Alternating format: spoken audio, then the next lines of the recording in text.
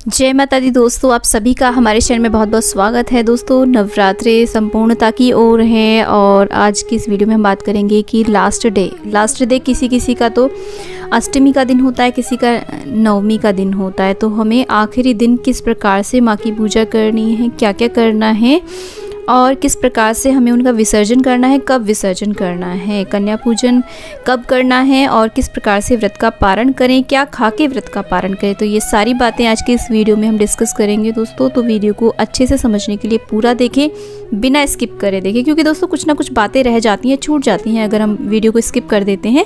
फिर आप लोग कमेंट करते हैं, जबकि वो सारी बातें वीडियो में बताई गई होती हैं। बहुत ध्यान से सुनना चाहिए, बहुत ध्यान से देखना चाहिए वीडियो को। तो वीडियो अगर आपको पसंद आता है तो वीडियो को ज़रूर लाइक करें, चैनल को ज़रूर सब्सक्राइब करें। अगर आज आप चैनल पे नए आए हैं दोस्तों, और वीडियो को ज़्यादा से ज़्यादा शेयर करें।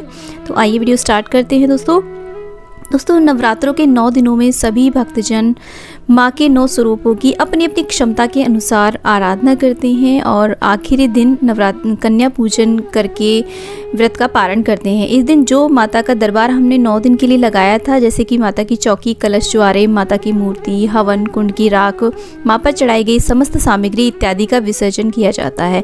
जब भी किसी की स्थापना की जाती है दोस्तों, तो उसका विसर्जन अवश्य करना चाहिए, क्योंकि जिन जिन देवी देवताओं का हमने आह्वान किया है वे अपने अपने यथास्थान को प्रस्थान करें। विसर्जन का अर्थ समाप्त होना बिल्कुल भी नहीं होता है, इसका अर्थ होता है कार्य को पूर्ण होना।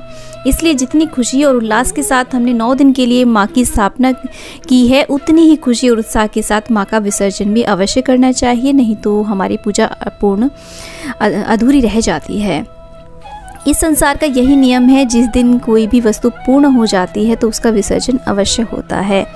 दोस्तों, विसर्जन के दिन रोज़ की तरह ही माँ की हमें पूजा अर्चना करनी होती है। स्नान आदि से निवृत्त होकर के उस जगह को भी साफ कर लें और जो भी पुराने सूखे हुए फूल होते हैं उन सबको आप हटा दें। नई माला चढ़ाएं माँ को, नए पुष्प आदि अर्पित करें और माँ को स्नान कराएं, तिलक करें, अक्षत अर्पित करें और उसके बाद में माँ को इत्र लगाएं, वस्त्र रूपी कलावा चढ़ाएं। ये सारी विधि विधान से सभी का हमें पूजन करना होता है। वर्ण कलश देव का पूजन करना होता है, नवग्रह का पूजन करना होता है, गणेश जी का, और यहाँ पर जो हमने अखंड दीप जलाया उसका हम पूजन करते हैं। और साथ में हमने जो षोडश मातृकाएं यदि बनाए हैं तो सबका हम विधिवत पूजन करते हैं। उसके बाद में हम माता की आरती करते हैं और जो हम डेली अग्यारी करते आए हैं, छोटा हवन करते आए हैं, वो हमें डेली उस दिन भी करना होता है। आखिरी दिन खास बात ये होती है कि हम थोड़ा बड़ा हवन कर लेते हैं, उसमें नवग्रह से संबंधित समिधा आदि उसमें अर्पित कर देते हैं। और साथ ही साथ में लास्ट डे हम बनाते हैं हलवा पूड़ी का प्रसाद बनाते हैं, काले चने का प्रसाद बनाते हैं, तो उसका भोग माँ को ज़रूर लगाएं और उस भोग को आप अग्नि कुंड में ज़रूर अर्पित करें। तो इस तरीके से हम हवन करते हैं और उसके बाद में दोस्तों कन्या पूजन किया जाता है। कोई लोग कन्या पूजन हवन से पहले करते हैं, कोई बाद में करते हैं। तो जैसे आपके यहाँ पर कुल परंपरा, क्योंकि देखिए कोई भी तीज त्यौहार होता है, एक तो होता है कि जो मेन होता है कि हाँ ऐसे ही होता है, दूसरा होता है कि हमारे कुल परंपरा के अनुसार कुछ कुछ चेंज हो जाता है। जैसे कि कुछ लोगों के यहाँ पर अष्टमी होती है, किसी किसी के यहाँ पर नौमी तिथि में पारण किया जाता है। तो दोस्तों, अष्टमी में पारण करें या नौमी में पारण करें, मैं आपको एक सजेशन देना चाहती हूँ कि माँ का जो विसर्जन है वो सदैव दशमी तिथि में हमें करना चाहिए। कभी भी अष्टमी को या नौमी को माँ का विसर्जन ना करें। व्रत का पारण आप जैसे आप चाहें वैसे कर सकते हैं, अष्टमी को या नौमी के दिन जैसा चाहें आप वैसा करें। और दोस्तों, अगर दुर्गा सप्तशती का आप पाठ कर रहे हैं तो उसे भी आप पूर्ण कर लें अपने आखिरी दिन तक। देवी सूक्त का पाठ कर रहे हैं तो उसे भी आप पूरा कर लें और माँ से क्षमा याचना करें, उनकी आरती करें। और इन 9 दिनों में, इन 8 दिनों में हमसे अगर कोई गलती हो गई है, भूल चूक हो गई है, तो उसके लिए माँ से क्षमा याचना ज़रूर कर लें और इसके पश्चात आपको विसर्जन करना चाहिए।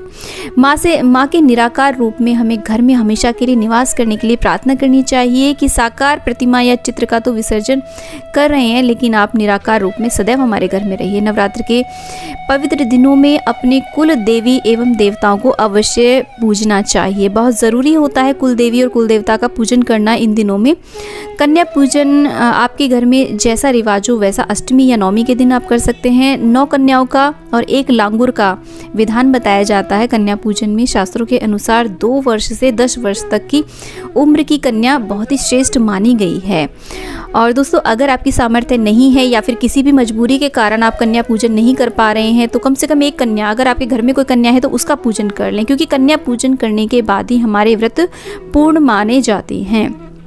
कन्याओं को एक दिन पहले आमंत्रित करना आवश्यक होता है और कन्या पूजन के दिन कन्या के पैर धुलाने चाहिए। यदि आपके पुत्र है तो उनसे कन्या के पैर ज़रूर धुलवाएं ताकि कन्याओं के प्रति पुत्रों के मन में सम्मान की भावना उत्पन्न हो। दोस्तों, कोरोना काल की वजह से यदि कन्या नहीं आ पा रही है तो इसके विषय में मैंने एक डिटेल में वीडियो बनाया है कि किस प्रकार से आप, कई तरह के उपाय बताए गए हैं, कन्या पूजन किस किस तरीके से आप घर रह करके भी कर सकते हैं, बिना कन्याओं को बुलाए भी आप इस पूजन को कर सकते हैं। तो यदि आप साक्षात कन्या का पूजन कर रहे हैं तो उनके माथे पर तिलक करें, कन्याओं को पंक्ति में आसन पर विराजमान करके हाथ में कन्याओं को के कलावा बांधें, चरणों में पुष्प अर्पित करें, माता के हलवा, चना व पूड़ी का भोग लगाने के पश्चात में कन्याओं को भोजन जरूर परोसना चाहिए। भोजन करने के पश्चात कन्याओं की आरती करें, चरण स्पर्श करें और उनसे आशीर्वाद लें। अपनी क्षमता के अनुसार कन्याओं को दान दक्षिणा, उपहार आदि दें, हवन करें, कन्याओं को विदा कर दें। अब कलश का विसर्जन किस प्रकार से करना है दोस्तों, ओम ऐं ह्रीं क्लीं चामुंडाय विच्चे का जाप करते हुए कलश को थोड़ा सा हमें हिला देना है। अब कलश पर रखे हुए नारियल को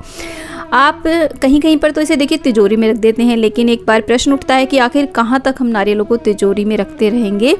तो दोस्तों, हमारे यहाँ पर तो नारियल को बघार करके उसे खा लिया जाता है प्रसाद के रूप में, क्योंकि 9 दिन की हमारी भक्ति की शक्ति इस नारियल में समाई हुई होती है, तो हम तो इसे भोग प्रसाद में खा लेते हैं। लेकिन कोई लोग विचार मानते हैं कि माता का स्वरूप है, इसे हमें नहीं तोड़ना चाहिए। तो दोस्तों, जैसी आपकी श्रद्धा हो, आप चाहें तो इसे सुरक्षित रख लें, आप चाहें तो इसे विसर्जित भी कर सकते हैं, या फिर आप चाहें तो इसे बघार के प्रसाद के रूप में भी खा सकते हैं। तो जैसा चाहें आप वैसा कर लें।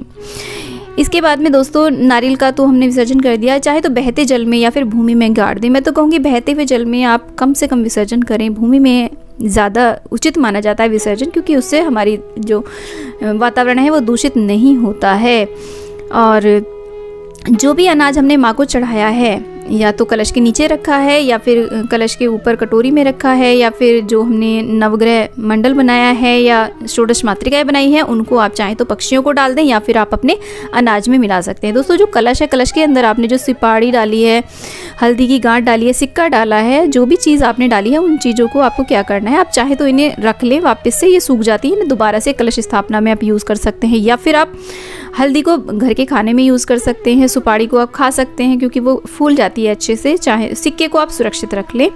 तो जैसे चाहें आप वैसे कर सकते हैं। और जो जल होता है, इसको आप अपने घर में ज़रूर छिड़क दें, बाथरूम आदि को छोड़ करके सारे घर में छिड़क दें। और उसके बाद में परिवार का प्रत्येक सदस्य इस जल को अपनी आंखों से ज़रूर लगाए। और इस जल का अगर बच जाता है उसके बाद भी जल, तो इसे आप किसी गमले आदि में या किसी पवित्र पेड़ की जड़ में इसे सिला दें, इसको यानी कि उसमें अर्पित कर दें। तो इस प्रकार से हमारे कलश का विसर्जन हो जाएगा। और इसके बाद में दोस्तों, हमें कलश अगर आपने मिट्टी का लिया है तो आप चाहें तो इसे किचन में यूज़ कर सकते हैं, रीयूज़ कर लें, कोई पौधा आदि लगा दें।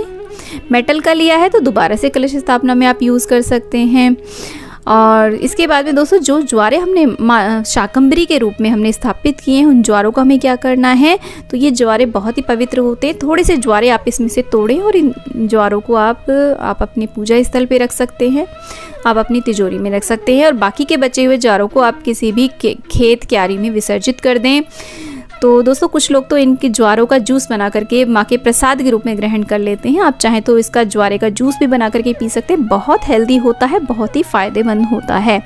तो ज्वारों का भी हमने विसर्जन कर दिया। इसके बाद में दोस्तों, जो हमने चौकी लगाई है उसे भी आप थोड़ा सा हिला दें। और माँ की जो प्रतिमा या चित्र आपने लिया है, आप चाहें तो अगर आपने उनकी स्थापना विसर्जन के तौर पे की है तो आप उनका विसर्जन कर सकते हैं। और या फिर आप उसको रीयूज़ करते हैं, हर साल उन्हीं की स्थापना करते हैं, तो पंचामृत से स्नान करा करके लाल कपड़े में बांध करके दोबारा नवरात्रों के लिए प्रयोग के लिए या फिर पूजन के प्रयोग करने के लिए आप उन्हें बांध करके रख सकते हैं। और इसके बाद भी दोस्तों, जो श्रृंगार की सामग्री माता रानी को आपने अर्पित करी है, उसे आप माँ के प्रसाद के रूप में आप स्वयं भी उसको धारण करें।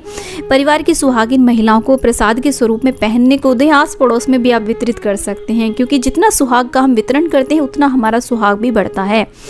गणेश जी की प्रतिमा और जो भी हमने रखी हैं उनको आप वापस मंदिर में रख दें। और इस प्रकार से आपने सिक्का, सुपारी, मिट्टी के गणेश जी बनाए थे, उनका विसर्जन भी आप कर सकते हैं। पूजा में चढ़ाए गए फल, मिठाई, भोग आदि को आप स्वयं भोग प्रसाद में ग्रहण करें परिवार के सहित। जो भी सामग्री बच गई है उसे इसके बाद में दोस्तों जो लाल कपड़ा आपने चौकी के ऊपर बिछाया है उसके ऊपर आप कुछ दक्षिणा आदि रख करके जो भी सामग्री हो उसे बांध करके आप किसी पंडित ब्राह्मण आदि को दान कर सकते हैं। और जो हवन की राख है, सूखी मालाएं हैं, फूल बच गए हैं, उन्हें आप किसी पवित्र स्थान में गाड़ सकते हैं, क्योंकि पर्यावरण की शुद्धता को ध्यान में रखते हुए हमें ऐसा कोई भी कार्य नहीं करना चाहिए जिससे हमारी नदियाँ दूषित हो जाएं।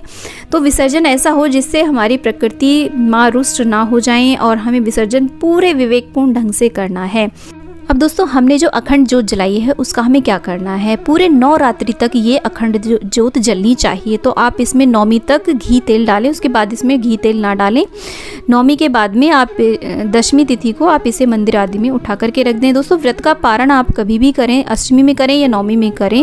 ये जो अखंड जोत है वो नौमी की रात्रि के बाद यानी कि दशमी की सुबह तक जलनी बहुत ही ज़्यादा ज़रूरी होती है। व्रत का पारण आप कभी भी करें, माता की चौकी का विसर्जन हमें दशमी तिथि में ही करना है। तो जोत को अगर आप जलती भी रह जाती हैं विसर्जन के समय तो आप इन्हें उठा करके मंदिर में रख दें, ये स्वयं ही शांत हो जाती हैं।